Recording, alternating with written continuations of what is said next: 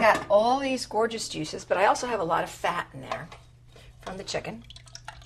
And I don't want that in my sauce. So, I have one of these nifty little, whoever invented this needs a medal. What it does is the fat rises to the top and all the juices sit at the bottom. It's great for Thanksgiving, for turkey time. And then you can just pour your juices without the fat into your pan.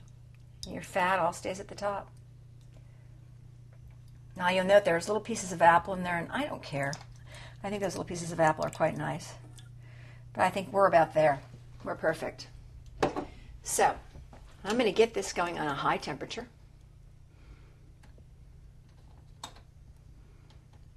The sauce heating up. And I'm going to be adding some of my favorite thing, demi-glace, which I told you about. I'm telling you, best investment for $4. Bristol Farms, I think Whole Foods has it. It is literally called Gourmet Demi-Glace. This happens to be au canard. It's a duck demi-glace. I don't think it matters. It could be veal. It could be chicken demi-glace. For the sauce that we're making, what it just does is give it an intensified, meaty flavor. This is worth its weight in gold. You know, in culinary school, you learn how to make this.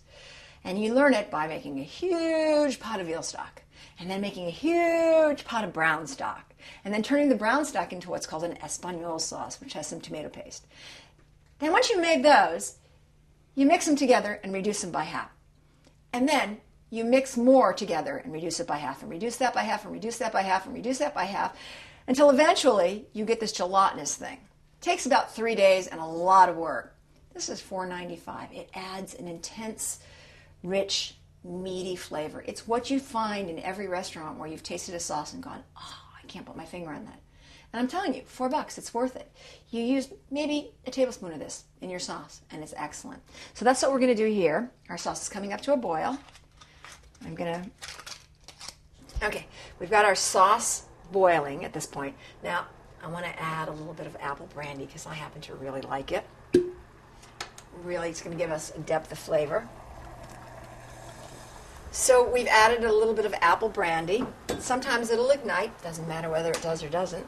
And we're bringing that to a boil, and we want to let that reduce till it's kind of syrupy. And it smells great. I'm going to probably add a tiny bit of salt and pepper to it. Just give us a little depth of flavor. Just a small little hit of salt. A little bit of pepper. I'm going to let this boil away. It's got to reduce down a bit.